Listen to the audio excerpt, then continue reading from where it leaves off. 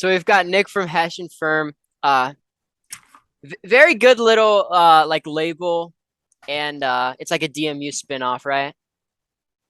I mean, basically. Yeah, basically, imagine DMU without the third-rate politics, the weird kind of favoritism for some really bad bands, and the constant cigar reviews. Yeah. Well, no, it's not politics, but I will look in like the comments of some of your posts, and like somebody's profile name was like Chuck Schuldiner died of AIDS, and he was just commenting about how like I don't know. That's random though. But you guys have like a very interesting way of analyzing music, I'll say, and I think it's more in depth than what most like music journalists quote unquote do nowadays. So I think like you've got to have some sort of unique ideology centering around music. You know what I mean? Like, how Yeah. would you describe like your outlook on music in general? Well, a lot of Hessian film, it's basically it's all about this one idea. A lot of metal journalism is pretty much, oh, the drums are pounding, the Yeah, bass is brutal, the yeah, guitars The are synths brutal. are You know, the sparkly. yeah, literally. I mean, the vocals convey an emotion of Anthony anguish. Like Fantanoisms. exactly. I do. I got sick of that because I'm a back when the idea for this game started. I was like a 15-year-old teenager. I was like, why do I like this band? Why do I not like this band? Both are screamy, blah blah blah, whatever you want. But there's something that makes all these bands different, right? yeah. You, you That's what Jack was telling me. He was like, "How can you tell the difference between something like Massacre and Death if you don't have like a general knowledge of like music theory and you can explain it?" I mean, it's not even music theory. I think it's because it's such a harsh style of music. Death metal, black metal, whatever you want. That there are little subtleties that can make a band awful or make a band great in the kind Yeah, of greater scheme of things, right? yeah, And it's just kind of like trying to figure out what it is. yeah. That's fair. I think I don't know. Some of your reviews, I would say they offended me a little. Well, it didn't offend me a little bit, but like I remember the article that you published about Vector, and I brought this up earlier, but I did agree with that specific Vector song, but it are they one of those bands that like you revisited later on and you changed your mind, or did your gripes kind of stick the same with them throughout their career? Now, I mean, a lot of stuff that was said during the DMU era, which is one of the reasons why Hessian Firm had to exist because I just didn't really recognize myself in those articles anymore. And I think Vector's a very interesting case because, what makes them so good is that they don't follow the kind of, traditional death metal arrangements, right? It's just Yeah, kind of like, especially with the second album's almost jazzy kind of like improvised thing, right? So while I do think that, the kind of ending of a Pillar of Sands is still well, it's not what it should have been, right? Going back to that chorus felt a bit like too easy. yeah. But I have a lot more appreciation for what they do now, especially on what was the one before? Was it Outer Isolation, the second one? I remember Black Futures. What else? Damn it! It's that middle one that I always forget about. Yeah, it's Outer Isolation. Yeah, I mean that one, like from you see the problem with the whole DMU perspective is like you can't explain an album like that, dude. Like I don't know, this No, guy was listening to some jazz fusion and it just kind of like came out in his thrash metal way because there's nothing in thrash metal, death metal that's quite like it, you exactly. know. Yeah, So that's the problem with the whole kind of DMU perspective is like you can't explain stuff that doesn't fit the mold or isn't an offshoot of that mold, Vectors is it's in its own language, man. There's nothing like it in extreme music at all. Hmm. yeah. I do I love those mean, vocals too. Oh, go doesn't on. does oh shoot. Grab something off my desk now. Dust is everywhere. Sorry. Cleaning this all up. But isn't doesn't DMU have an affinity for Voivod though? Or am I Yeah, thinking oh wrong? yeah, DMU loves Voivod, right? But honestly, I love Voivod too, but Voivod is a pretty much, a hardcore band with some like jazzy influences more Ooh. than, and they don't have the kind of long, sprawling epics that Vector have. I don't know. It depends on what Voivod albums we're talking about because they've got some epics specifically on that. What is that one?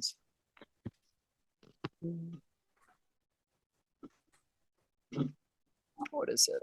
Uh, what is it? It's off the Outer Limits. I think it's Moonbeam Rider.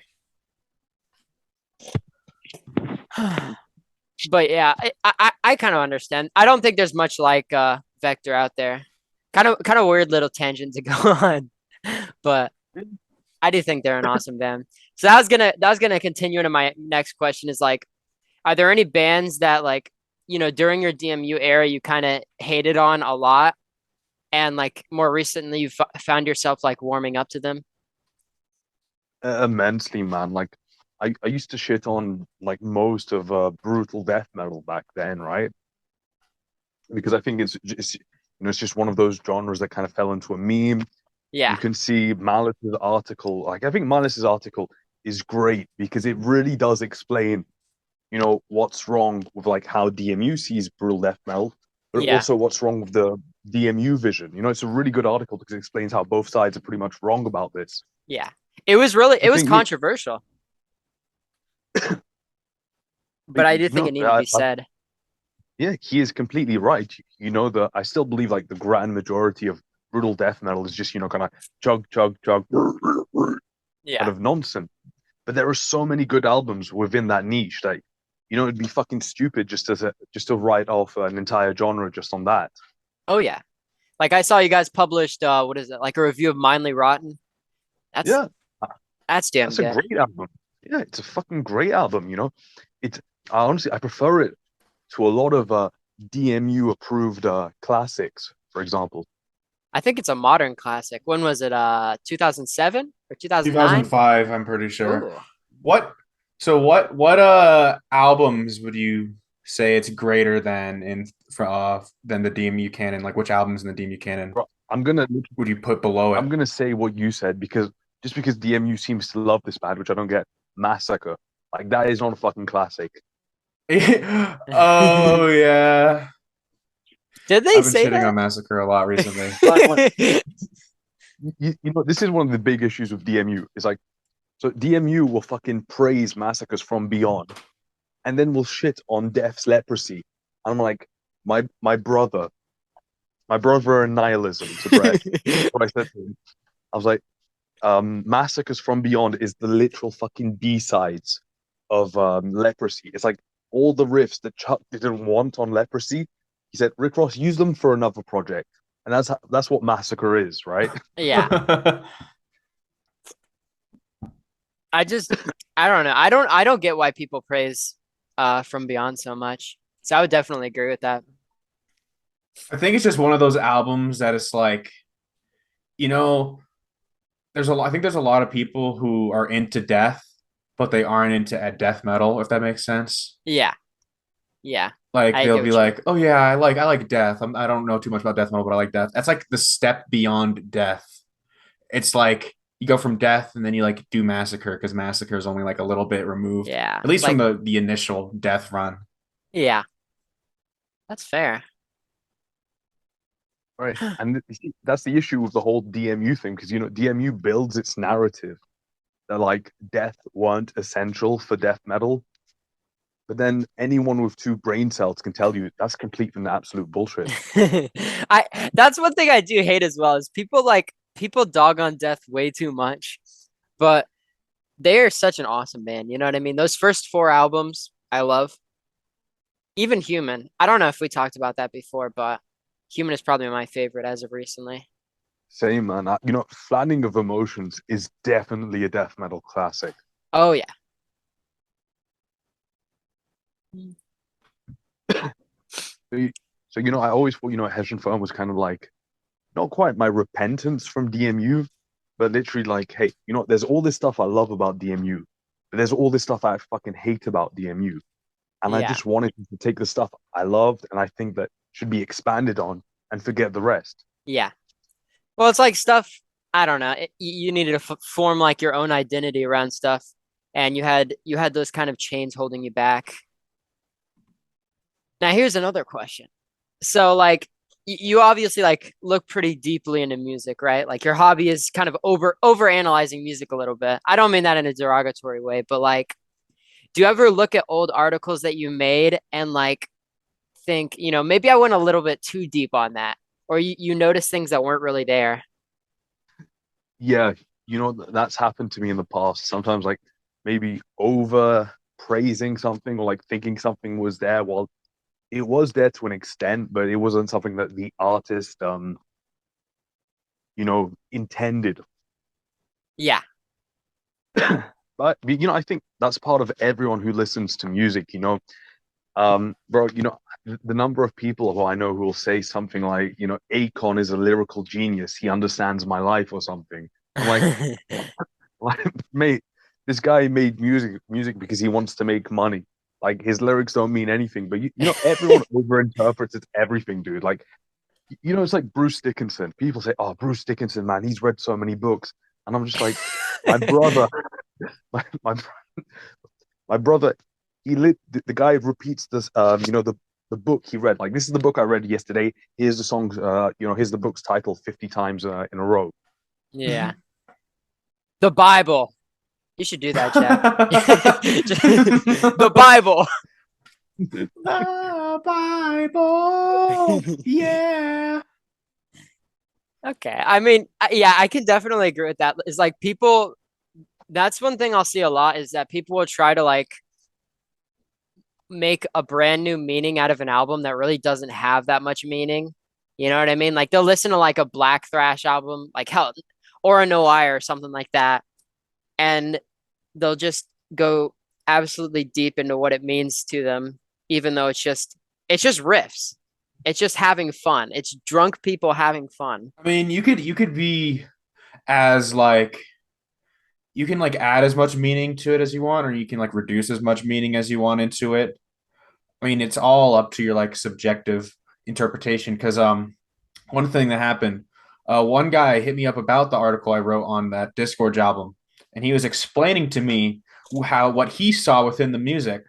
And after he showed me how some of the compositions were laid out, I was like, oh, okay, so I can give a bit more credit where credit is due. I mean, I still hold to the fact that Consume the Forsaken is still like very monotonous and like emotionally like, But it's smarter than you think. yeah. Yeah, yeah.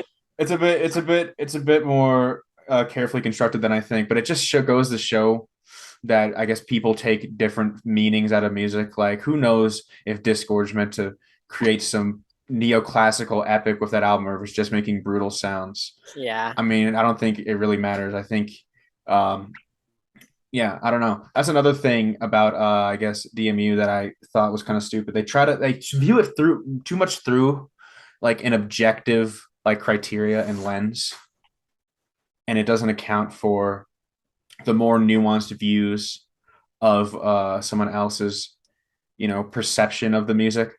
Yeah. It's very regressive, I think, whenever like music reviewers just try to dog on an album for being bad, but they don't like take anything else into effect around it. You know what I mean? Mm-hmm.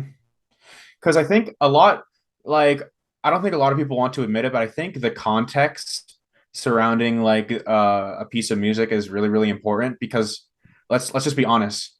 If Death released Scream Bloody Gore and like right now nobody would care about it at all. I mean, that's just the truth. But because it was so impactful for its time, then it's remembered as a classic, and it's given a bit more. It's remembered with more of like a quality boost Yeah. than it would have if it was released today. And you hear that a lot, like especially with like black metal albums released like 2000 to 2007, like what is it? Decibel Omega Infernal Battles. I constantly hear people talking about like, oh, if this were released like 10 years earlier would be considered a classic in its genre. And they're kind of right. You know what I mean? Like the context and the timing of an album really I think it really like it can make something great. You know what I mean? Hmm. So the musical value is the same, but also when it was released is the same thing. Yeah, I talked to somebody who said if Sarcophago weren't poor Brazilians, then Iron or I would be a terrible album. I don't know if I'd agree, but I see somewhat what he's saying. That can go for most Brazilian music. Like, could you imagine a kid in like Portland or like Bay Area, California making that type of stuff? Yeah, it's quite funny to think about. I think Yeah. that would have some of its own swag itself, to be honest. Just being some like nerdy kid, but you make like the most disgusting, evil, sloppy music. No. Like, where No. you? No, no, no, no, no. Think Well, about it. like there would be like a kind of a novelty from that. Yeah, And that's what I and they would mean. structure it around like you know like the shoegaze musicians on TikTok and they have like a massive studio room that their parents bought for them and like jamming out of that. It would be Yeah, hilarious if you just had that and they were making like Vaughn songs or like Beharit. I, yeah. I would rock with that actually. I know, but Harrod's actually a good example because they're Finnish and not Brazilian. Like you can tell listening to the Oath of Black Blood is like, okay, so these guys heard Sarcophago and Blasphemy Yeah. and just decided to make their own version of it that's barely even music, like beyond like the atonality of like Blasphemy. You get Beharit. Beharit's like the Oath of Black Blood is kind of like it's like a noise album in a way.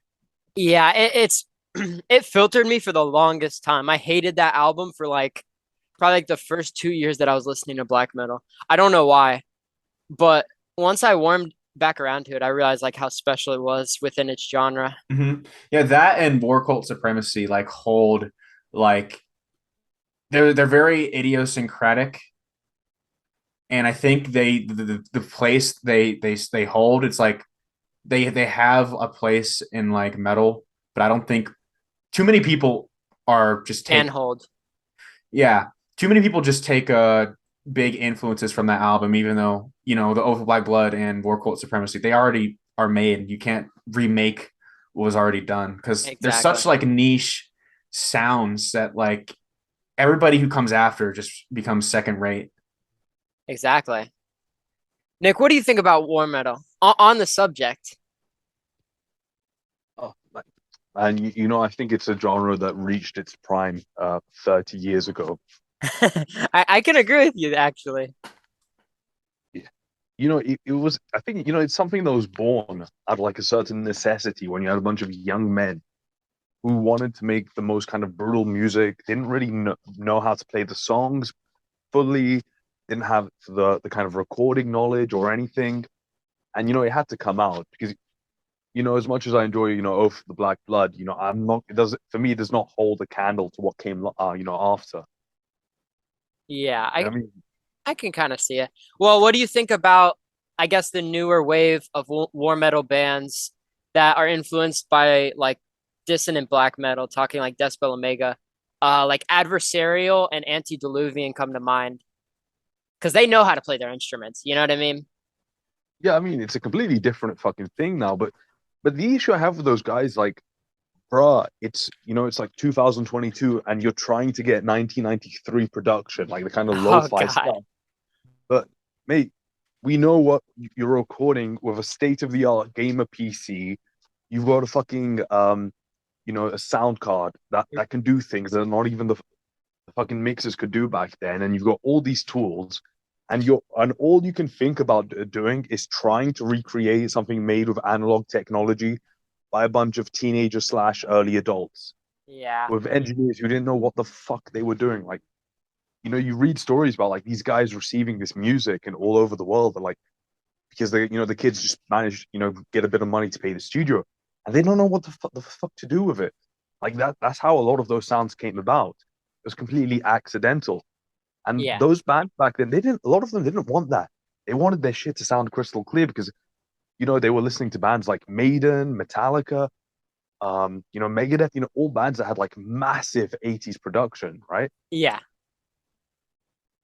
And it's like, yeah, I can definitely agree that it sounds more like disingenuous when I hear a raw band today because I realize like how much more convenient it is. And I think if you have like more materials to make music now, because everybody has like materials that people in the 80s and 90s couldn't even dream of. You know what I mean? And Yeah. it's just it's not being utilized correctly. It's being utilized to like worship past bands instead of, moving the general sound forward. I think for some bands in the 80s and 90s, they purposefully did bad recordings as an aesthetic. Witching metal. Uh, Witching metal. I don't know if are you talking about Sodom? Yeah. I don't know if they did that on purpose. That was pretty early. That was like really early in the game before it was like cool to be lo-fi. I think it like blasphemy definitely because Oh yeah. Blood upon the altar sounds way better than the full length.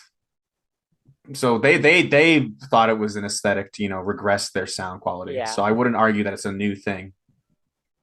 Yeah. It was just I'm not sure. Over time the like definition of like rawness kind of has changed, where in the past it was mostly made by like analog and acoustic means where they would change up like the acoustics of a room or something of that nature. And nowadays it's more like applying filters and stuff like that, which I don't really like because most of the time it's observable, especially in like new black metal. Yeah, I mean, dude, you can go on the internet and within 2 seconds, you can find like, 2,000 different free reverbs on the internet Yeah. that you have like 10 million fucking presets, another 20 million things that you can customize on the reverb, bro. Like, dude, like, back then you had your big fucking reverb thing, right? And then you plugged it in and that was the reverb you got, man. Like, you couldn't Yeah. change the electronics of it nowadays because it's all digital, dude. You can say, all right, bro, I want a reverb machine that sounds like that it's been unused for 20 years and someone just plugged it into the wrong socket. You know what I Mhm. mean? Yeah. I think really a lot of the modern like I guess like lo-fi masturbation comes down to like a reactionary sort of response to really clean metal production like the like modern deathcore or gent prog stuff. So they react to it in like a way where it's like, okay, we're gonna sound bad now. But I think if they both kind of suffer from like the same thing of like using just a limited amount of resources. Because as you said there's like millions of reverb and like compressors and whatever plugins out. You can find a myriad of sounds that haven't been completely discovered before, and it doesn't have to be super crystal clear like factory made like gent or like 4 track like crappy black metal. There's a lot of stuff that's out there that people don't consider. Yeah. And it doesn't have to be a dramatic change. I still think that you can like, stick within the genre of like you can stick within the genre in like an orthodox way without like straying too much and still having it new. Like how the band that Martin suggested for Hail or Fail last week, Mass Control Genocide. That's like what is it? It's Ross Orchester riffs. It's like Peste Noir riffs or influenced by them, and it's still something like wholly unique on its own because you can see that it's quite independent of its influences while you can still spot them. And my next question is so running a label, right? Because Yeah. I know you do a little bit of label work. Do you receive submissions from people? Yeah, we receive a lot of submissions, Do you listen sadly, through? Sadly, that was gonna be my question. Is like, do you get any really awful submissions? all the fucking time, man. I mean, it's not that they're awful sometimes. But the worst thing is like, um, when you receive submission, I'm like, bruh, we don't make this like kind of music. You could just go on the website. You spend 2 seconds on the website, and like this is not something that interests anyone around us. Yeah. I remember I saw like it was some label's Instagram story and the guy sent him a CD and he said what is it? He sent him like a pamphlet for like, oh, pay us $10. So he sent him a CD as like a submission and he made him pay for it. That's kind of energy. Bro, this is the internet, dude. You're trying to find a label. Like, why send a CD, dude? Just send the MP3s or something. Yeah, exactly. It's like I don't know. It's so weird for me, especially nowadays, because e- everybody and their mother has a label. You know what I mean?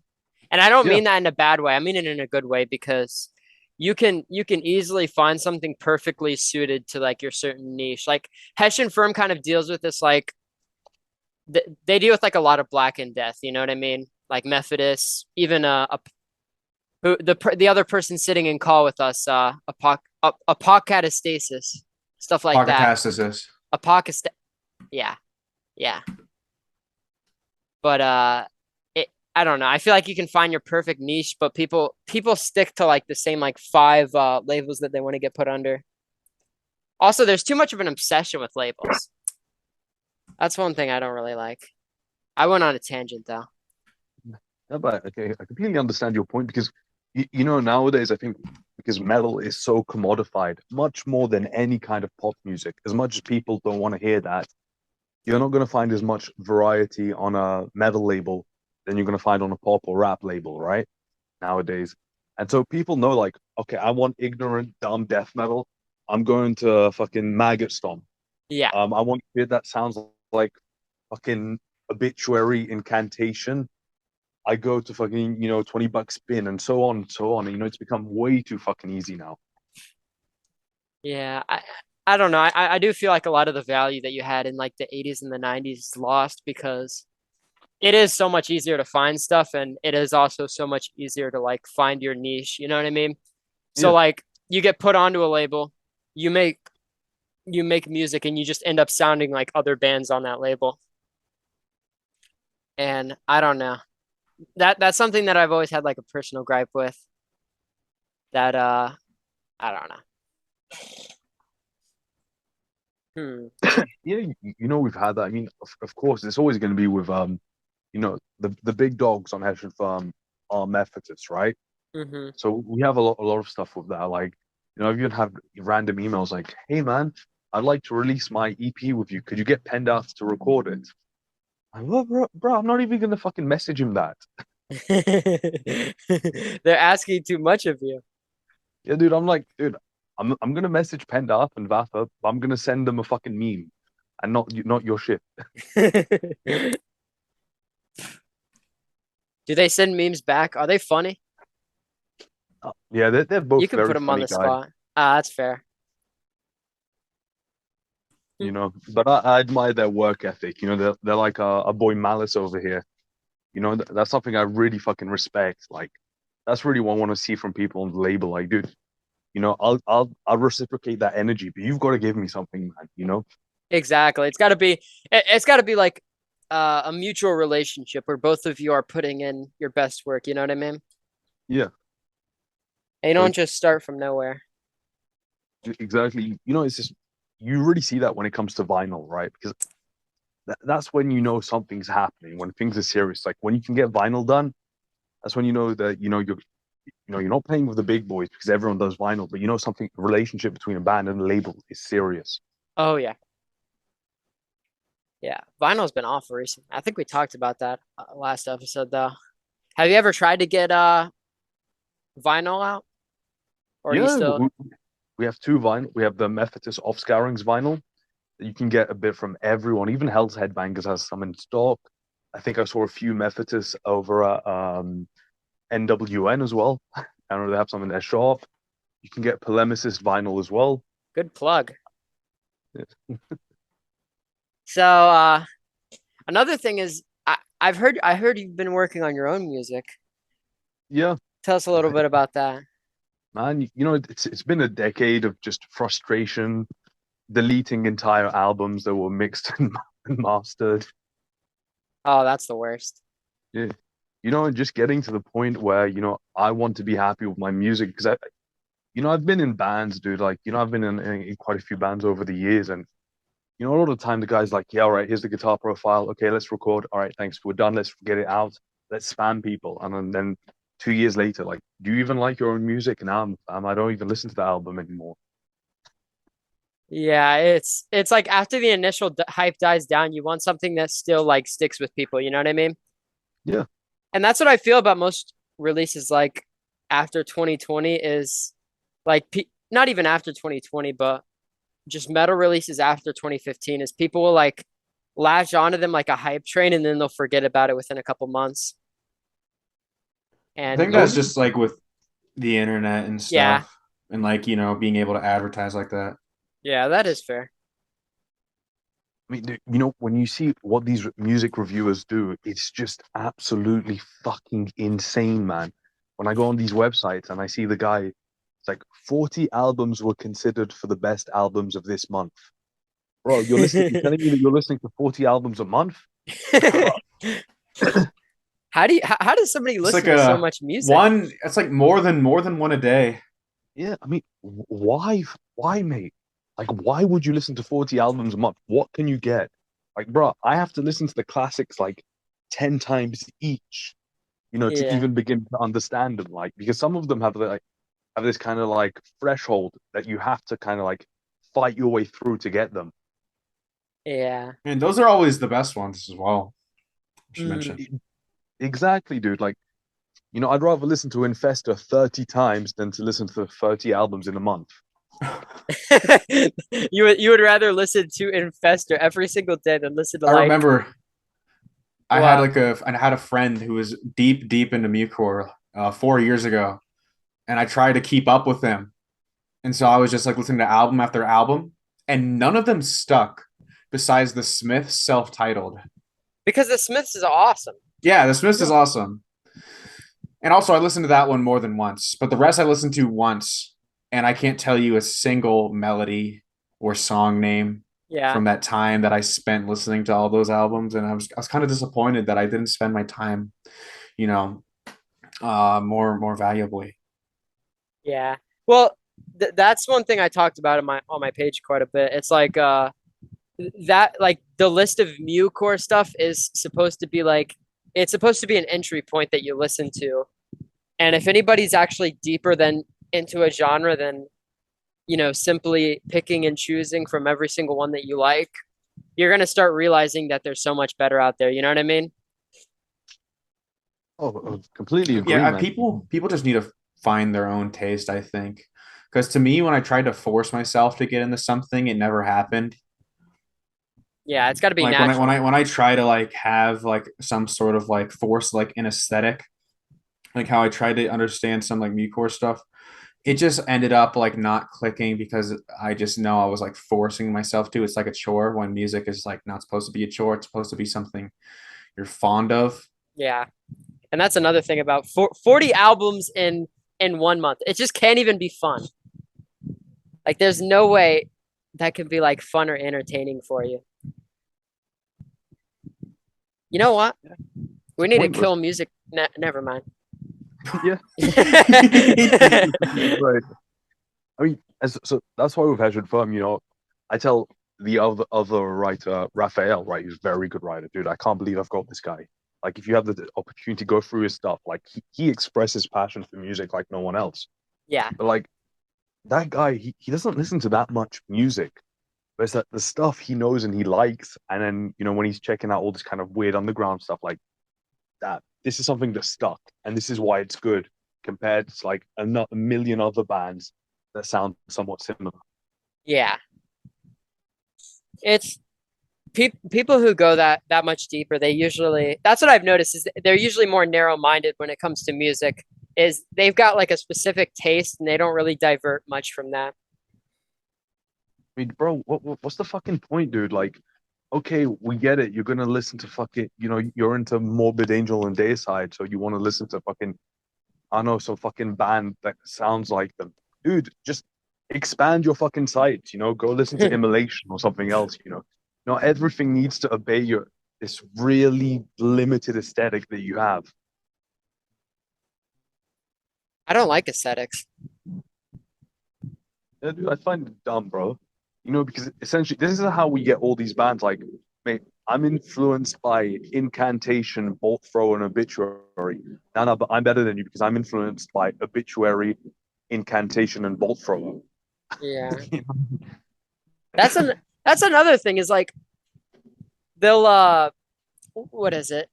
They will like pick and choose certain bands that they want to be influenced by, and they won't actually make any music. So every single riff that they write sounds exactly like that. And what you should be doing is like just writing music naturally and finding out what you sound like. Okay, And that's yeah, it. Yeah, that's literally what I was gonna bring up. Like for me, I just do whatever comes naturally to me, and then I kind of dissect, yo, where did I get this sound from? And then I am like, oh, I guess that kind of sounds like this album or this album. And it's a lot more interesting than e- like, already picking the bands before writing the music. exactly. Yeah, because if you're doing it the way that you do it, it's like you're pulling something out of your mind that is there subconsciously, and you have to like kind of fit the puzzle pieces together as to why it sounds that way. So I know that, coming from death metal underground and stuff like that, it kind of like makes it so metal has its own sort of like philosophy that it stands by. And I know that you're not too fond of like the set in stone criteria that they use. So I was wondering, what do you, what is your, I guess, trying to think of a way to phrase this. But as for metal music, is there like a consistent theme that makes metal metal? Nah, bro. If we're talking about like outside of the kind of, there's some certain requirements, the kind of drums, guitar, bass setup, right? I think like that's set in stone. Certain riff types have to be there. Then from then on, that there is so much you can do with metal that has, there's so much that's been done, and there's still so much that can be done, right? Yeah. Even when you take the lyrics of bands and you just look at the language and the way some bands are capable of completely, twisting the language, even twisting their thoughts, the way they envision the world and everything. It's just insane. One up band that really gets underlooked. I know it sounds kind of weird to say this, but it's Mayhem, especially with their later stuff. And you see how they went from kind of like what a weird kind of pagan band that, directly opposed, Christianity. And then, as they grew up and grew a bit smarter, they They kind of made went songs like, about vaccines, toxic yeah, and vaccines. yeah, and going beyond Christianity and accepting science and everything, there is no philosophy or ideology that relates all of metal together, man. Like, otherwise, how the fuck are Napalm Death and Argusland metal when they're literally each other? You know what I mean? I do get what you mean though. That's one thing that I think is cool, like, is whenever you watch a band like start off and they're completely different like ideology, and as they create more music, it kind of shifts. That's something I observed with like Graveland. Like if you go to like early Graveland, you know what they believe in. I know what they believe in, but like over time it becomes a little bit different. Which they've been all over the place. They've been, what is it? Slavic, Celtic, uh just about everything. Yeah, and that you look at what he did with Lord Wind, which is another fucking interpretation of the whole system he has, you know? Yeah.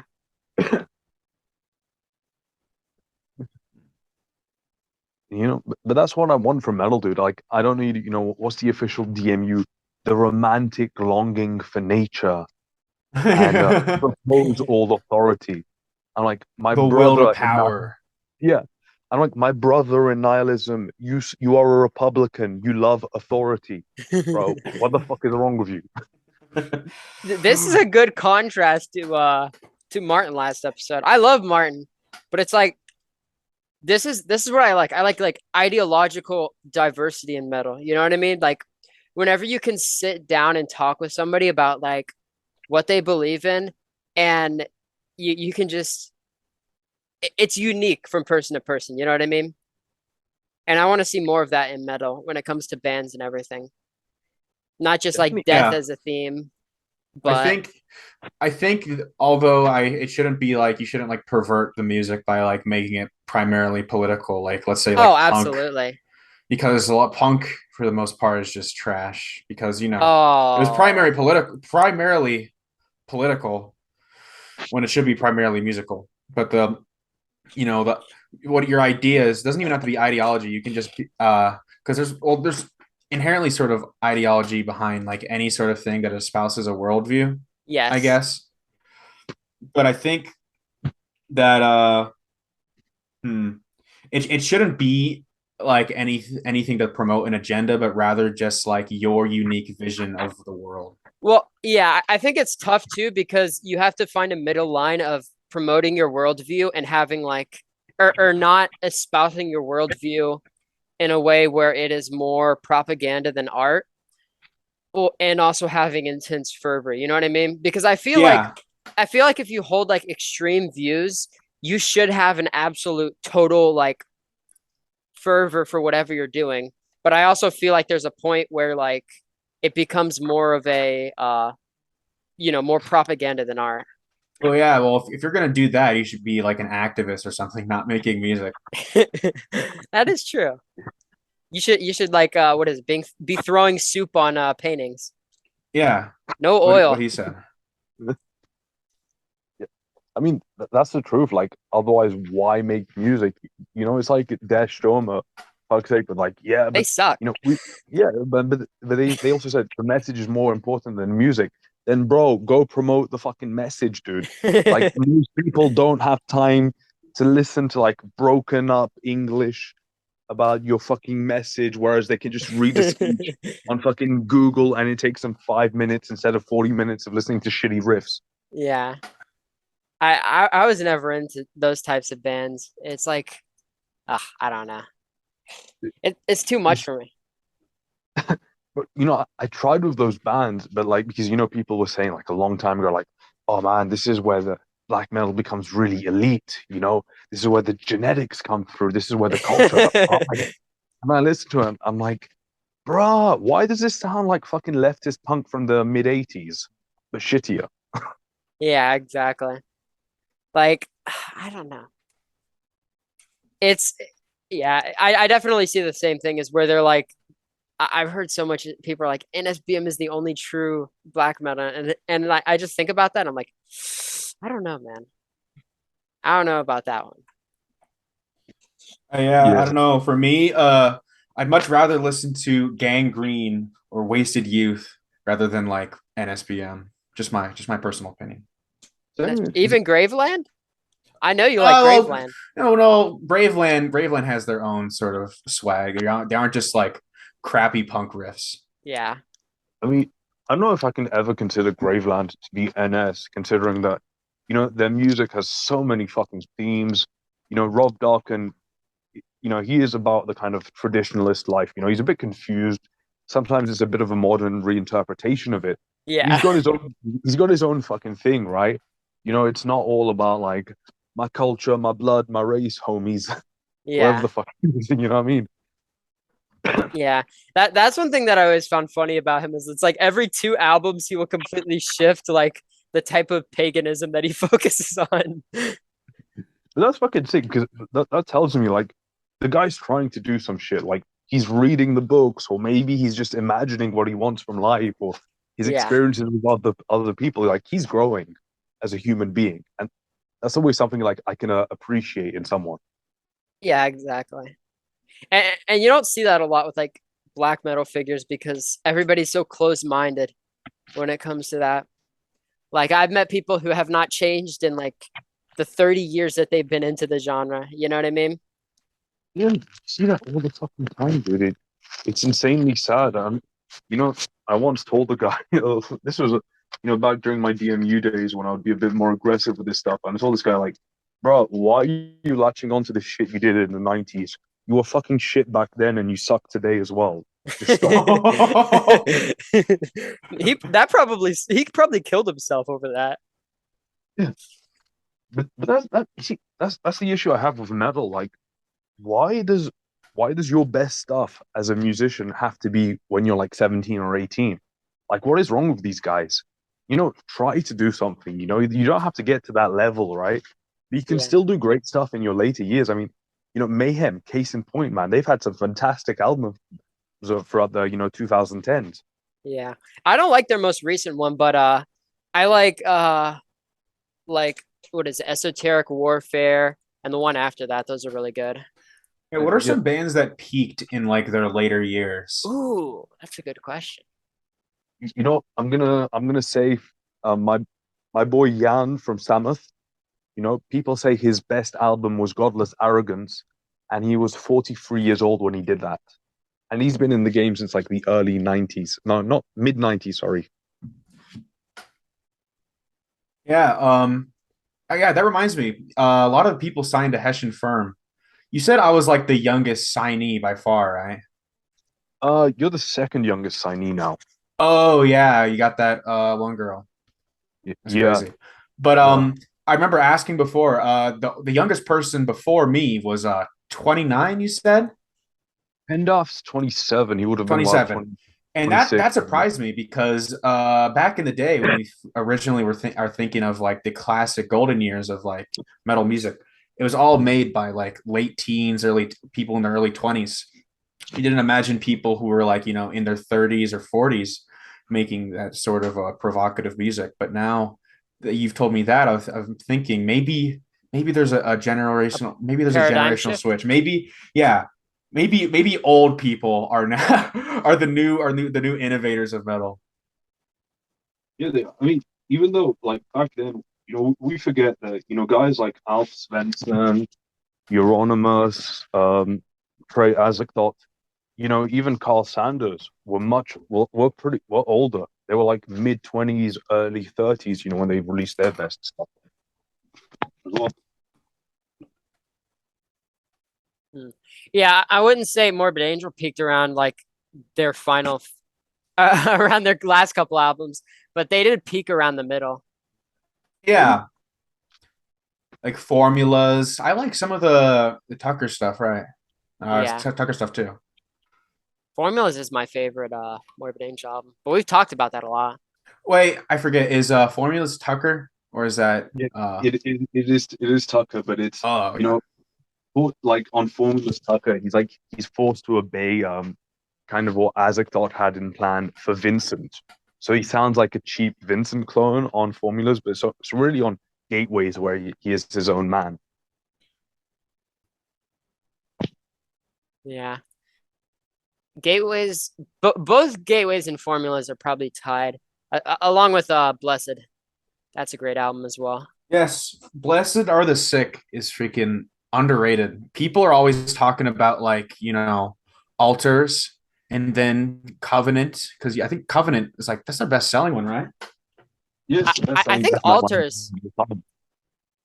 No, I think during like the big death metal explosion of like the early 90s, I think Covenant kind of came after. I think Covenant was more popular than Altars. It's only in like Damn. maybe I'm just speculating, but maybe it was only in like recent years that Altars became more of like it was already a classic, but it became like more like cult status because Yeah. people realized its gravitas since it was released quite early. Yeah. But I remember reading that Covenant had more sales. But anyway, that was a bit of a tangent. But yeah, Blessed just seems like it's just a little cousin that everybody neglects, even though he's actually super smart. It's still great. Yeah. I Oh, think. yeah. Sorry, I cut you off there. Oh, no, it's fine. No, I was just gonna say, Blessed is a very artistic and kind of out there album compared to whatever else they did. It's really an outlier in terms of everything, the weird production, the Clean weird vocals. riff, everything. Yeah, exactly. Everything's weird. So, which is quite funny because Covenant is a lot simpler. I mean, it's still a top tier album. No matter which one you take from that classic Morbid Angel period, you're just gonna get great stuff. I just think, Blessed was too much of a departure for a lot of people. Yeah. Mm-hmm. They did a lot of really, really strange things. One thing I thought that originally turned me off but then like it clicked really, really hard. It's when they did those like sort of like chuggy mid-paced thrash riffs, but they do a super fast blast beat over it. It's like Hmm. that didn't make any sense to me at that time. Yeah, But then but when like you yeah, but then the chaos started to make sense as much of a oxymoron as that sounds. yeah. And and it changes the perception you have of those thrash riffs because thrash riffs are very reliant on kind of being locked in with the drums, right?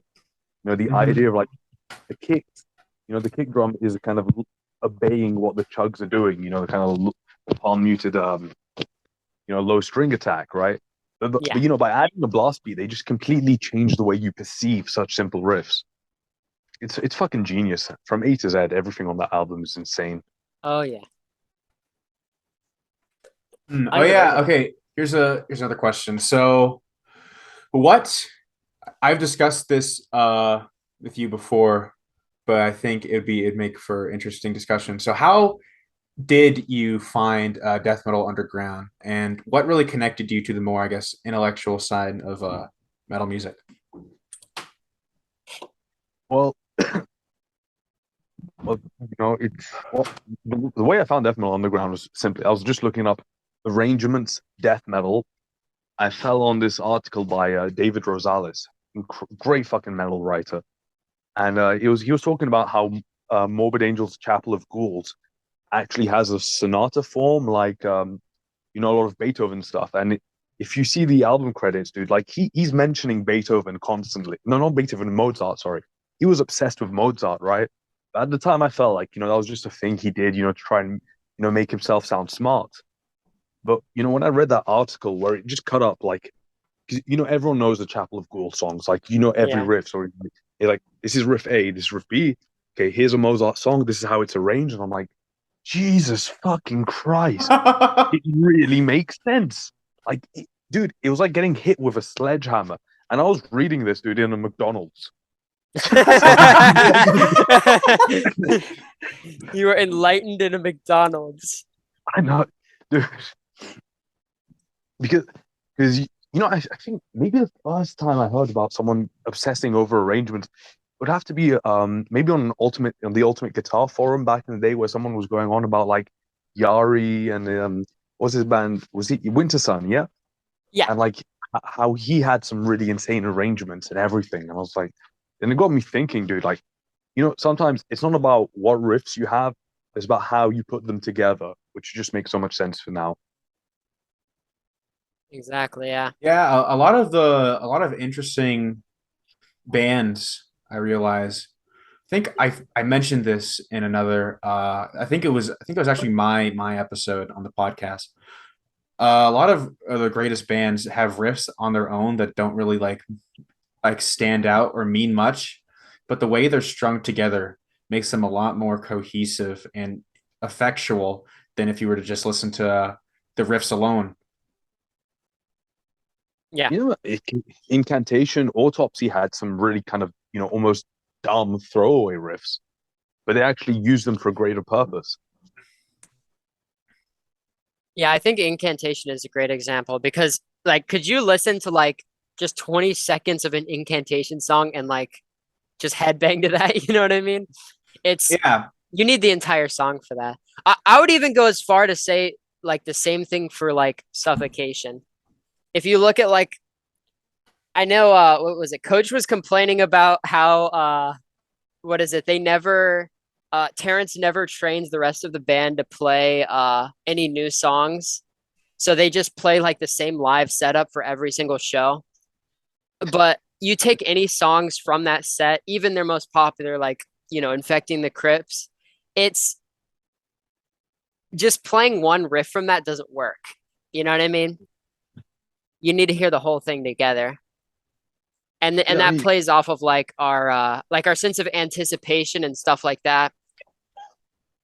and yeah, that's the problem with a lot of I guess the modern way of looking at death metal because a lot of people are so concerned about the riff or if is this riff cool or is this riff badass, they kind of forget like the composition. And I think in that way a lot of old school death metal like you know the trope you're talking about where you have to listen to it a while before it clicks. Yeah. A lot of old school death metal is like that because the riffs on their own they don't stand out. But once like the structure is like more apparent, you're like, oh, I see what they're doing. And a lot of people just hear like your standard OSDM riff and is like, yeah, okay, I'd rather listen to whatever prog cool thing is coming out today. Yeah, literally, because those songs were written in like rehearsal spaces, right? Like all together. Where it was like, they didn't have like 2 weeks to learn each fucking riff.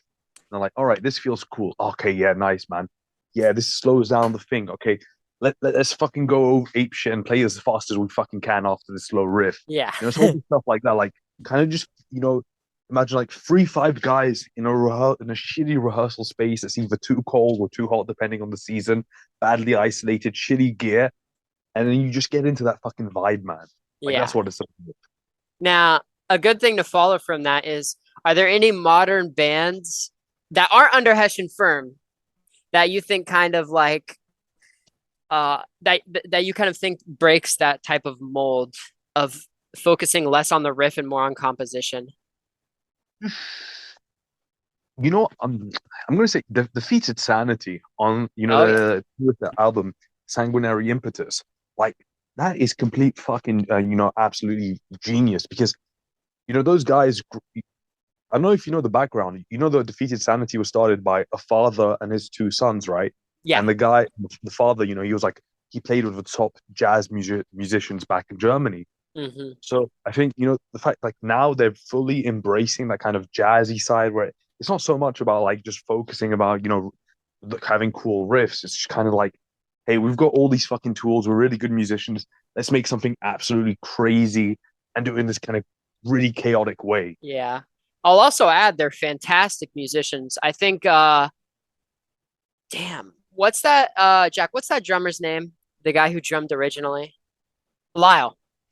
Yeah. Lyle is such a good musician that he went from playing like the absolute best drums that you've ever heard to the 2020 album where he was playing guitar and it was the same level of like proficiency that he was playing beforehand. And I think that's just fantastic to have that type of mastery on two different instruments. Dude, I'm really impressed with this guy. He's not even 18. It's the Nick Hill, whatever his name is, from Oh, Anal. yes.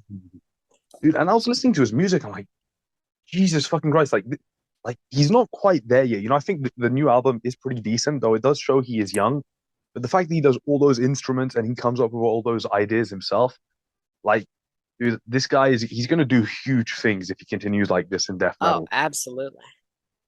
Absolutely. Yeah, Defeated Sanity would be a great example for something that breaks that. Another one I was thinking is probably Vitriol, To Bathe from the Throat of Cowardice. That's a great album. Yeah. Uh, what else am I thinking? Even Gorguts. Like if you talk about like Colored Sands, you might be into that. I'm And not the biggest fan, but I appreciate so much what Luke is trying to do. Like he does not want to do the same fucking thing because he knows he can make another Consider Dead tomorrow, and he yeah, knows it'll fucking sell. Like everyone knows, like all the fucking Gorguts fans are just begging for him to go back to that album, yeah. but he doesn't want to. Like he wants to do his own shit. He wants to figure out what the fuck can he do that's never been done before, and how can he do it in his own style. And they take their time too. Like I remember they were announcing a new out. They announced a new album in like I think 2019, and they said a new one was on the work. And I think we're still waiting.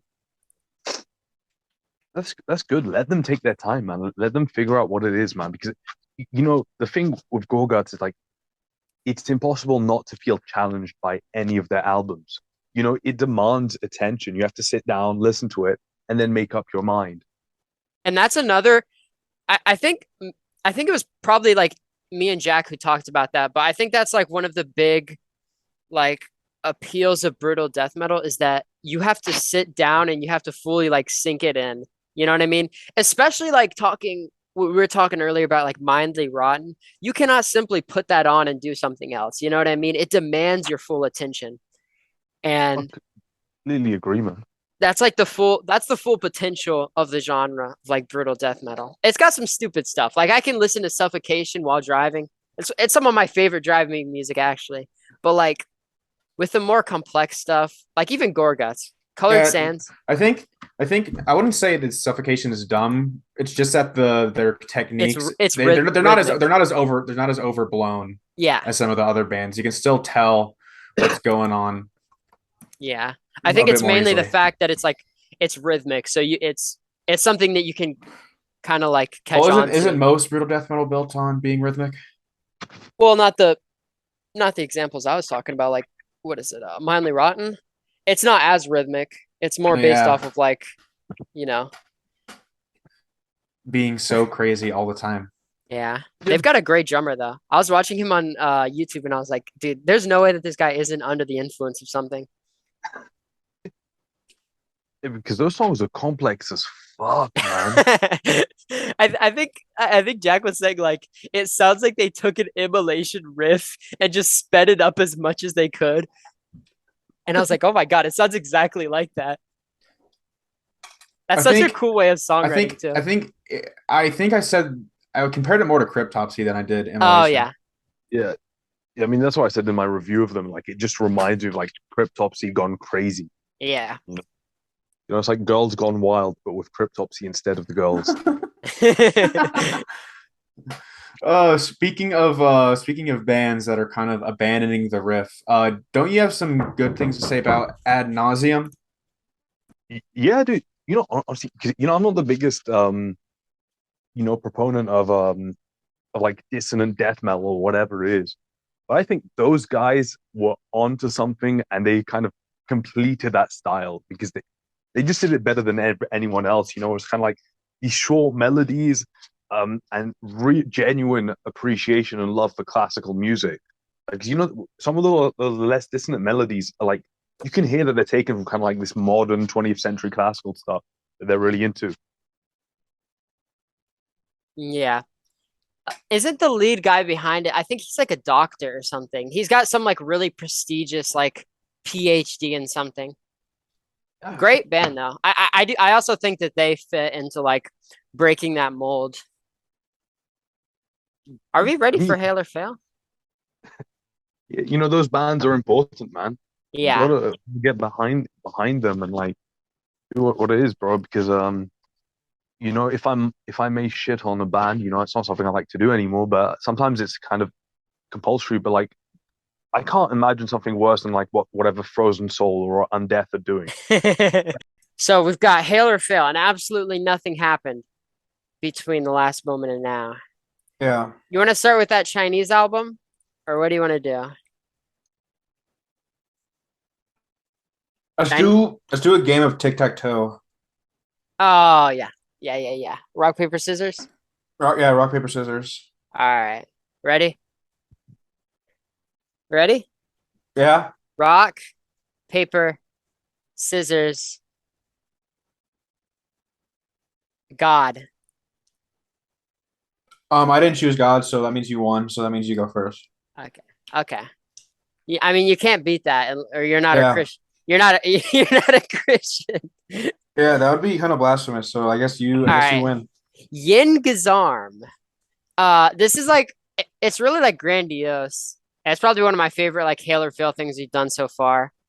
I'm getting like a heavy like obtained enslavement energy from this, as well as more like I guess textured symphonic black metal stuff like Limbic Art or Odium, which I've also been listening to a lot recently. Uh the keys and the lead guitar are really detached from each other, which I really enjoy. Like I don't know if you noticed it, but it was on track two, I believe, after the intro, you would have the guitar doing like a pull, and then the synths would like be descending over that. And it's like on their own, that would not work at all. You know what I mean? It would just be awkward if you just heard the guitar just doing these like pulls and stuff like that. It's very cohesive, I guess. Also, the fact that it comes from China is really surprising because you could easily find yourself thinking that they're from like Ukraine or Russia. It was giving me sort of lunar poetry sort of vibes. Yeah. I can definitely Um, hear some Graveland in a lot like the tones and everything. and just how, kind of reliant it is on the relation, the weird and strange relationship between the guitars and the synth. Yeah. I like how goofy the synth sound. It was kind of like some parts were just like the Chinese summoning or something. Yeah, I could kind of see like the Chinese summoning, and you Yeah. can definitely tell that they're like not of European descent because most countries that like aren't European but they try to do that style of like symphonic stuff, it comes off like very cheesy, which I like. I think that's awesome. I like think of like Brazilian bands or I noticed you guys had Abyssum from Guatemala on Hesh Firm. Great band by the Yeah, way. It's kind of the definitely. same like atmosphere as that. So I think it's awesome. Yeah, no, I thought it was cool. I liked how the synths and the guitars interacted a lot, and the parts when it would completely just kind of depart into its own like sort of new agey synth sort of thing. Those Exactly. are my favorite parts, if I'm being honest, because I don't know, like as you know, I'm not really that huge of a black metal fan, and this is like the type of black metal that has like those really, I guess, like washy and like chordal guitars that I don't I'm not able to decipher as much of a melody, but it seems to be more about like, you know, the atmosphere. Yeah.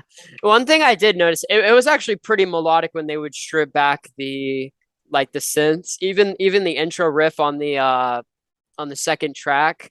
You can hear that there's definitely like some melodicism Yeah. going on, which I I like. just I just like I just like the melodies to be a bit more explicit, if that makes sense, Yeah, I than get just chords. I get what you mean. Yeah. And that's why a lot of black metal doesn't really click that well for me. Yeah, that's fair. Yeah, I'm going to agree with Jack on this one because I like the parts where the guitar was doing more and maybe the synths were kind of holding back just to give more room to the guitars. Yeah. So what are you guys thinking? Are we thinking hail or fail? I'd have to sit with it more. It's not gonna work that way. It's not gonna work. It's not gonna work I'm that way. You got to be on the spot. You got to decide it now. okay. I'm gonna give it I'm gonna give it Nick, can you go first? All right, I think I'm going to give this a hail because I don't know, maybe it's like the fact, like you said, he's not European, so it has this kind of like goofy, somewhat endearing aspect because it's a guy. He's not trying to be goofy. He's like genuinely trying to make something epic about his home county or something. So I'm going to give this a hail for the effort, though I think there's a lot more that could be done with the style. Oh yeah. I'm gonna subvert the dichotomy. Say I'm gonna fail. give it I'm gonna give it a stale. Ooh, Ooh. ooh. I like that. Yeah, it's in between fail and hail, where it's like, you can see the ideas coming together, but it's not exactly enough where you can say that it's like uh generally like good or generally bad. I All think right. I don't know if I'm really copping out there. Like I said, I'd have to stick with it a bit more. Yeah, that's not a I'm cop sorry. out actually. I can we can accept that. So we've got two hails and then one stale. And I don't know I don't know where to categorize that, but like across the board it's pretty good. Next we have Across the Heavens. We want to start with this. Um, Nick, give us all the big fucking background. hail, Oh yeah. big big fucking hail. Um, this was on Danny Chinchillo's album. Danny Cynic on YouTube. You might have seen like him cover a lot of newer and classic death metal stuff. And I think this is in many ways kind of like what a lot of the bands on the label aspire to be. The kind of very melodramatic and almost epic yet sorrowful death metal that this album evokes. Yeah. Uh I was gonna say I think the kicks on this album are fantastic.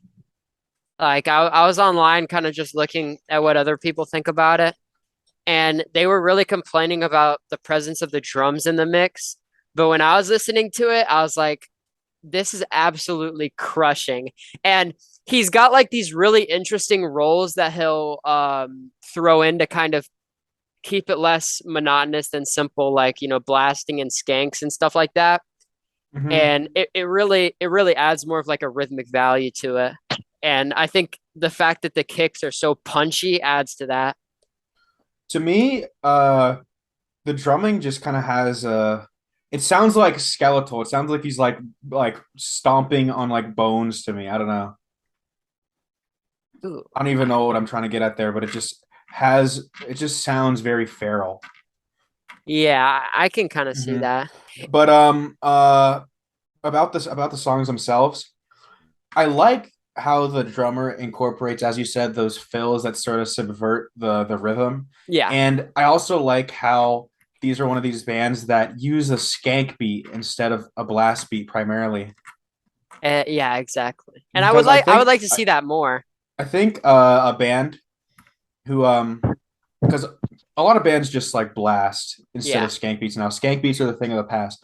But I think a properly timed skank beat, you you can create a lot of chaos with it that you wouldn't find in a blast. And I think if you're able to utilize skank beats in that sort of fashion, you can make the blasts even more effectual because there are blasts on this album. They're very sparing, but because they're very sparing, they're also very effective. Yeah. I can agree with that as well. It does Hmm. seem like it seems very primal, the type of drumming, but it's natural. You know what I mean? It's I don't know. It's like something in between like standard OSDM drumming and like even Obscura, where it's like it'll they change it up a lot, but it also feels very natural of a progression. It's not as jarring as you would expect. Hmm. And I also agree with the skanks. I think that's definitely underutilized in death metal because it really adds emphasis in to the blasts. Yeah, and also this is another one of those bands that on the surface have really simple riffs. There's this one riff in the first, not the first song. The first song is that like girl singing, but that Yeah, second song, this like the actual first song. yeah, Hmm. There's this riff that's just like bano bano bano bano. It's just four notes, but for some reason it just works really well because it's just, as I said before, it's like feral. It's like just like the feral like yeah. evil intro One thing meant to like introduce the song. yeah, one like really unorthodox thing that I really like thought of when I was listening to this album. I was thinking of Rotting Christ and Kavir. I was thinking of like the lead work kind of reminds me of like Greek black metal, especially whenever they like throw in the synths like they do on I think it's Time I Am. Yep. Yeah, the work really reminds me of like earlier Rotting Christ where it's more like laid back, even a heavy metal influence almost. Hmm. But yeah, Hmm. I can see how you'd say this is one of those Hessian firm inspiration albums because it does have that black, it has that death, it has that melody, and it has that more hmm. I wouldn't say like atonality because it still follows a scale, but it's like more along the lines of like more scary scales instead of your like typical minor scale. Might be your what's that one scale called? Octatonic, Yeah. something like that. Just like shifts a lot between something somber or something pretty than something like evil and chaotic, and that's the mix that I like. Yeah, it is awesome. It is quite awesome. And Nick, what do you have to say about it? Or have you already said everything? I mean, there's so much to say about this. Like Jack said, it definitely has those kind of very grinding, aggressive parts. Like like on the song "Time I Am." What I love about this is like, it has the idea of polyphony, but it does it in a way that's completely different to what like the Swedes, inspired by At the Gates did. Yeah. It's a lot more restrained in its outbursts of melody. It's not as exuberant as At the Gates. Yeah, that's another thing is I found it as very like subversive compared to what you would expect. Hmm. Yeah, I say hail. I'm I gonna will give say it's Hail as all well. hails. Oh yeah. Now, Now, next. time for this for the next album, my album, one that nobody's ever heard of, Dismember, like an ever flowing stream. Yes. So the reason I picked this one is that I saw it got is back on streaming. I listened to it again and I was like, oh, I forgot how good this was, and so I listened to it like quite a couple times, and I just realized like this. I don't know how controversial this will be, but a lot of people blame Slaughter of the Soul for being super inspirational to metalcore, but to me, this album is also super inspirational, and also just Oh, like absolutely. Swedish. Yeah. The whole Stockholm sound kind of has a bit of metalcore in it because you know freaking Entombed had their hardcore roots, Oh yeah.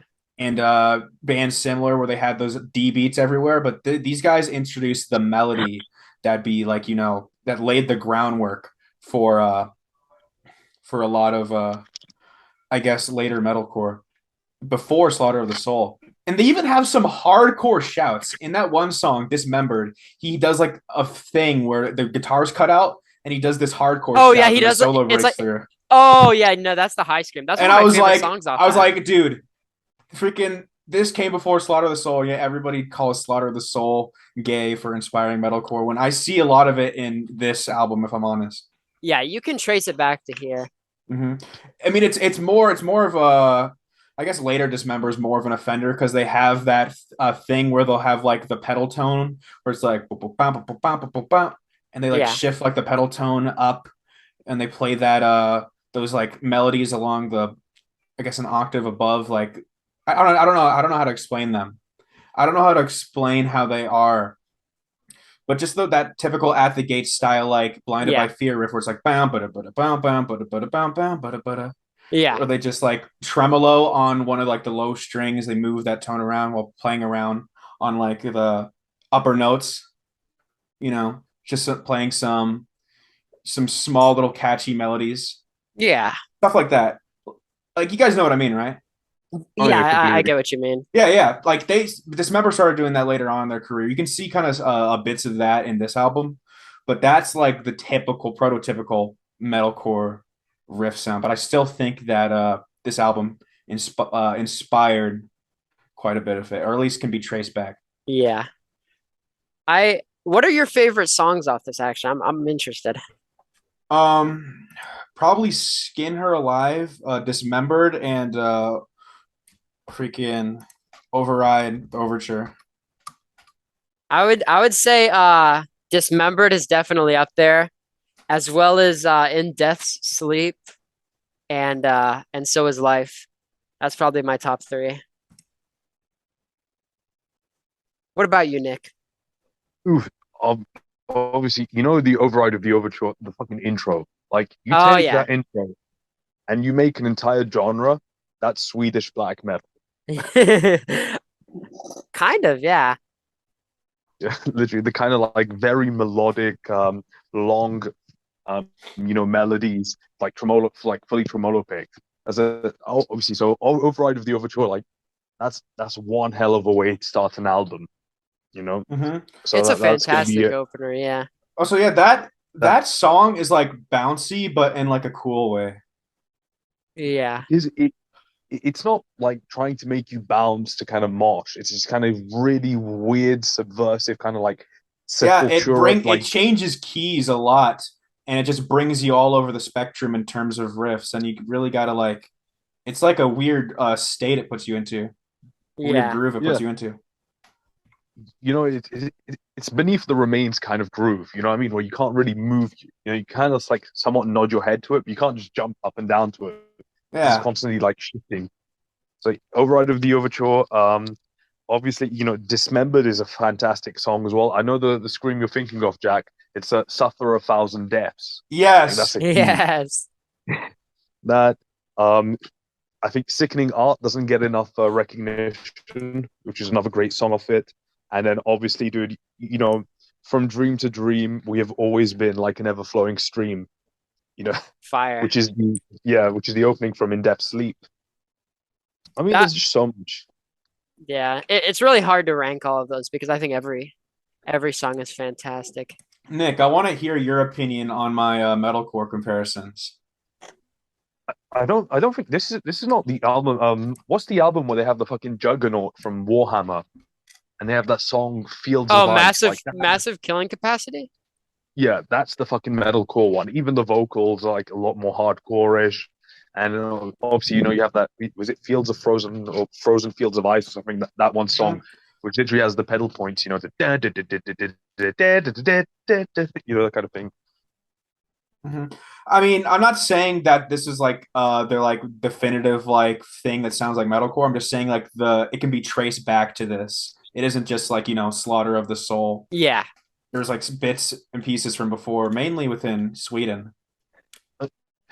The Gothenburg scene can be traced back to the Stockholm scene as well. You had some crazy death metal guys who were really into heavy metal as well. The Necrophobic as well had a lot of heavy metalisms in their music. We love necrophobic. Yep.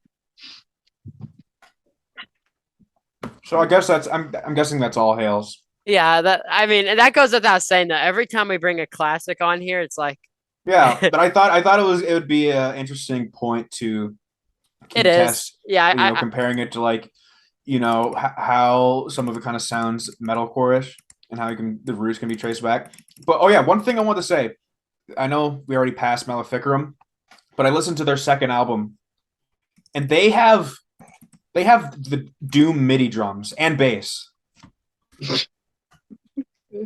Like, I don't know what happened to their drummer, but I looked at Maleficarum and I saw they had another album on, and I was like, "Oh, cool! I never heard this." Like Under the Cross, and I looked and I listened to it, and I heard the MIDI drums, and uh, um, and I was like, "Okay."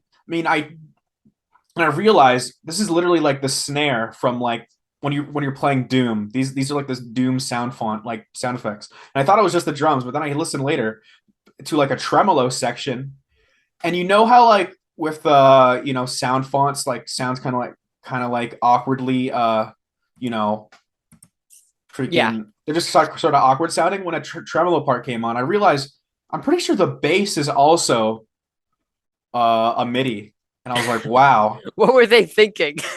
I guess he just didn't have access to a bass. I don't know. I I mean, it's a weird fucking album, man. Like the guy was into like the kind of later Gothenburg, Swedish stuff as well. He was just kind of. It's definitely a weird little piece of history, if you're really inclined to go listen to it. I didn't finish it because we had to record this episode. I was planning on listening to more of it because despite it like being like Doom MIDI drums, I thought I like they went in a more melodic direction. I felt from the little I heard.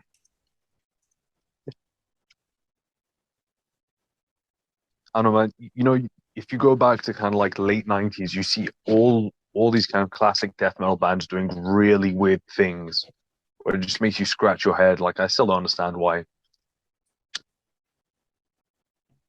And yeah. no, the late '90s was like a pretty weird period because starting in the 2000s, you got OSDM revival, and that's still going on. But like late '90s, early 2000s, when death metal like already reached its peak and was dying out, you had bands that sort of they stuck with it, but they were doing really strange things. Like you have bands like the Chasm, who really came into their own around that period,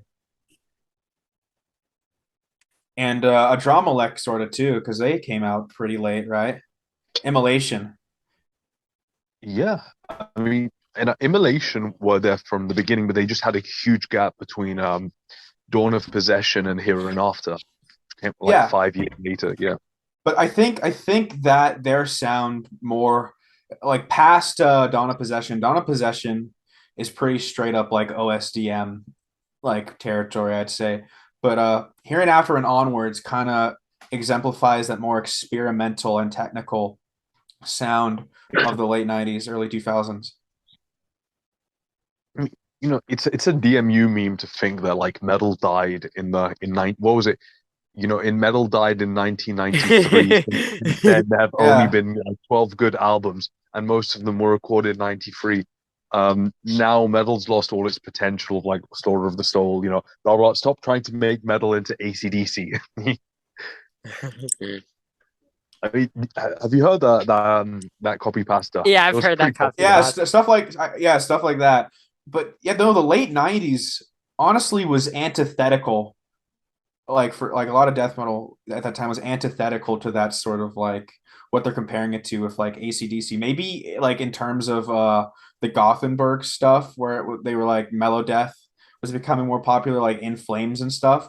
But like other bands, like I mentioned, like the Chasm, Adramelech, there were some other Mexican ones, I'm pretty sure, that came out around that time.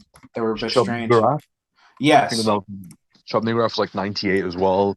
Um, what's their face? Daniel Corchado, like sent. I can't remember the other one. Fucking no, gloomy reflections from our hidden stars or something. Shit, the one that did Cenotaph. riding. Yeah, Cenotaph. When they did riding our black oceans. That was a Yeah. very interesting album. But you know what's fucking weird about that time period? Like, dude, At the Gates released The Red and Sky is Ours, and it took like out of everywhere in the fucking world, it had to be those three Mexican bands who were completely obsessed with that album and did something with it. Because if you listen to the Chasms, Death Cult for Eternity, the Triumph, right? You listen to the last fucking song. I shit you not, it is the exact same riff as Within by At the Gates, note for note. That's awesome. Yeah, and now that album's recently becoming a cult classic again because of the internet. I know it's weird, but yeah, I always felt like metal in the late '90s, like this is when it was at its most distinct. Whether you love it or not, it's like where it had shed off all of its previous influences, right? Where everyone was doing that kind of experimental weird shit. And I've been wanting to explore more of like the late '90s stuff. It's just harder to come by because not many people talk about it. Yeah, it's not something that's like explored as much as like the OG melodic death metal stuff. Mm. Yeah, obviously, I think Pantera kind of dominated a lot of that soundscape. So, a lot of the stuff that people call mellow death, I just call it European groove. Where Yeah. you had the kind of easy melodies, but every song had to have like 10 breakdowns at the time.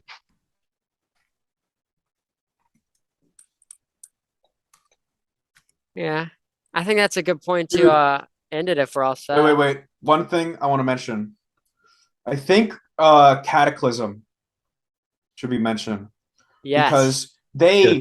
they were one of those bands that like it's weird because they at first they were like that sort of like esoteric like melodic death metal in the vein of Red in the Sky is Ours, but then they transitioned over to that really boring groovy melodeath later on. It's like, wow, you had it down before, but then you just started to suck. Why?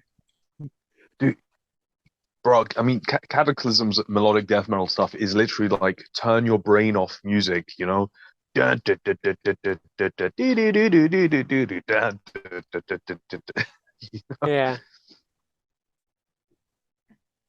Yeah, freaking they played that one album Shadows and Dust when they opened for Deicide, and I was like, man, couldn't even done like Sorcery or Temple of Knowledge. Well, dude, you can get more people, jumping up and down, and that's what bands want nowadays, dude. It's all about Yeah. the bottom end. It is fun to be fair. Oh, this band is fun live. Well, that's yeah. I mean, that's all that matters. Like you could you could be watching like the most like fantastic album ever live, but if it doesn't get you up and jumping, like what's the point? You're just gonna stand there with your mouth open. I mean, Like, that's what I like to do. yeah, like have you seen the video of Despel Omega Plague live? You can have the best of both worlds because Deicide played Legion, and that's an album you can bounce to, and you're like, wow. Wow, they are awesome. I think the main thing is you've got, Glenn doing vocals and playing bass for a live set normally. So it's got this awesome well, the music's always had kind of that groove to it. But when you're watching it live, it's so much better. Yeah. Yeah. You guys hear that in the background? Hear what? Oh, never mind. I think we've got all our opinions out, right? We got all our opinions out. Well, you Nah, guys. bro. When Hmm? I go to a fucking live show, dude, I want to be sitting down with a Cuban cigar, sipping cognac, and listening to You're gonna be metal. playing chess in the mosh pit.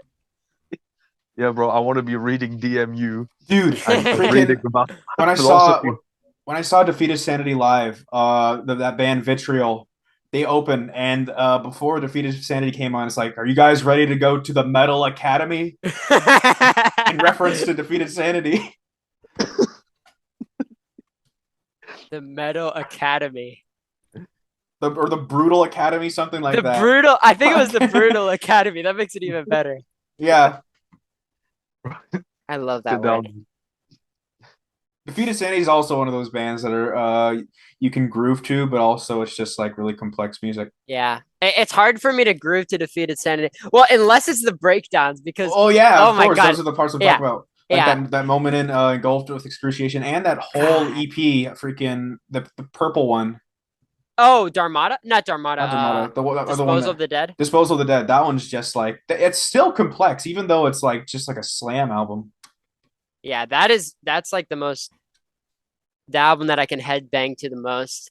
Yeah. But every breakdown on chapters is like, oh my God, it's awesome. I'm surprised we don't show Defeated Sanity here more, honestly, with the way that we talk about it. We should, man. They're definitely a classic band at this point, man. Oh, absolutely. Fuck what DMU has to say. Metal did not. Did they die not like it? Oh, Metal, like DMU is pretty much like Deeds of Flesh, and that's it. why Deeds of Flesh? Yeah, I mean, Deeds of Flesh and Suffocation and the first two Cryptopsy. Yeah, pretty much, and that's it. it should be the first three Cryptopsy, but they're not ready for that conversation. Ooh. Bro, their mind will fucking blow up. Like, nah, it has too many riffs. People complain about the vocals on that, but I think they're fantastic. Also, the songwriting is great. Yeah, dude. Yeah, You no. know, I mean, Mike DeSalvo is a great singer. You know, I've spoken to him. You know, he was right. Like, you know, it's not in his fucking range to do what Lord Worm was doing. So he had to figure out his own fucking style, and because the music was a million times more hectic than what was going on None So Vile. Yeah. He did really well. Like it's not easy. Like, you know, it's not like today where we have the fucking the blueprints for everything, dude. Like, you want to do black metal vocals over fucking death metal? Sure. Look, check out this band. They did it. Like, nah. Like back then, people had to actually like think about shit for more than 2 seconds. Exactly, yeah. And I do it. I definitely do admire that. And overall, I think that's just such an underappreciated album. Kind of a random tangent, but yes. So, anyways, just to wrap everything up, you guys should go to hessianfirm.com and read some articles on there, especially read the one about Disgorge. Yeah, Consume the Disgorge. Forsaken by guest writer. Yeah, by guest writer. Who is this guest writer? I wonder. Dude, it's literally written guest article by Malice. Oh, I forgot that I wrote that. I'm sorry. So yeah, I would go to that website. I would check out some of the bands under the label too. Very good stuff.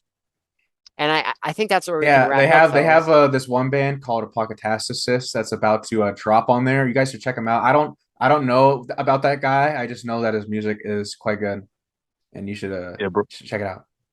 Yes. Yeah, bro. Feel free to buy it on limited handmade wooden vinyl box set for only $3,000 each. And they'll be dropping for a period of 2 weeks before they disappear forever. Yeah, and they'll probably sell out day 2, and then you're gonna get a shipment And you're gonna hold back shipment, and then you're gonna say, guys, we just found hidden shipment from a cargo container, and then you're just gonna sell that out and completely like abandon any sense of like supply and demand. Yeah, True yeah, man. story. Because Blake Also, Judd is actually a part bonus of the song. label. There's a bonus song on there by Wallachus. Wallachus, the greatest band ever.